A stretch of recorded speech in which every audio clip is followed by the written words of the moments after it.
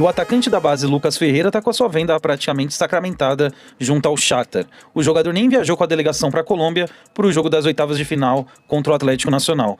Mas para repercutir isso, vamos ouvir antes essa fala aqui do Ilcinho. Cara, eu tenho uma proposta pelo menino. Como é que eu vou simplesmente pôr ele na bolinha do Pokémon e falar assim, eu não quero 10, eu quero 12? Não. Lucas Ferreira tinha que ter jogado todos os jogos. Porque se ele faz gol, se ele pega uma fase boa, eu falava, ele não vale só 10, ele vale mais. E aí ele ia estar na vitrine para outros times verem e a gente abriu o leilão. Já que precisa vender, que vai vender, abre o leilão. Agora pega a proposta, põe o menino lá na garagem, deixa ele lá quieto, pô. Que venda medíocre, cara, com todo respeito. Mas, né, enfim. Essa fala dele no Arquibancada Tricolor, eu acho bem curiosa no sentido por que o São Paulo não deixou o Lucas Ferreira continuar jogando. Por que afastou ele?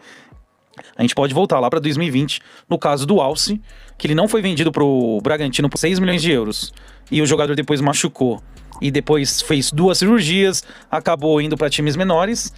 Mas ao mesmo tempo a gente pode comparar com o caso do William Gomes, que antes dele ser vendido ao Porto, ele sumiu ali do banco na época do Zubeldia. A mesma coisa aconteceu com o Matheus Alves, ele parou ali de jogar, de entrar nos jogos, ele era praticamente um titular, e coincidentemente, né, o Ryan Francisco machucou também entre a venda do Matheus Alves e agora do Lucas Ferreira. Eu entendo que, por que o Lucas Ferreira sumiu?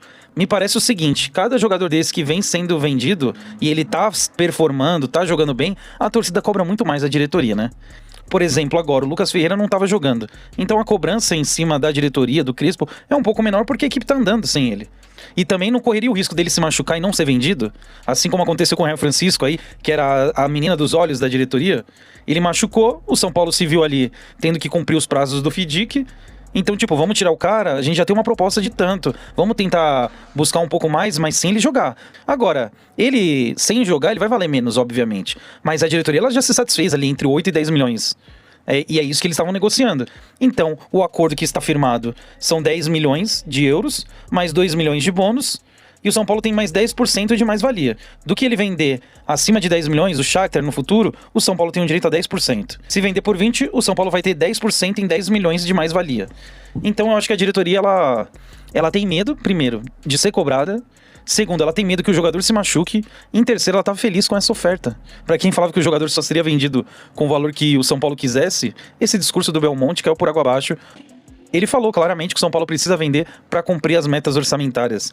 Ainda mais após uma eliminação da Copa do Brasil que não estava dentro do orçamento, né? Então eu acho que a diretoria, ela tem todos esses fatores que podem contrariar o que o Sinho acha e que eu acho que todo mundo, os torcedores assim, pregam, né? Pô, o moleque tinha que estar jogando. A proposta vai aumentar se ele estiver em campo. Então eles querem garantir essas moedinhas no bolso para pagar lá o FIDIC, as metas que eles não conseguem cumprir.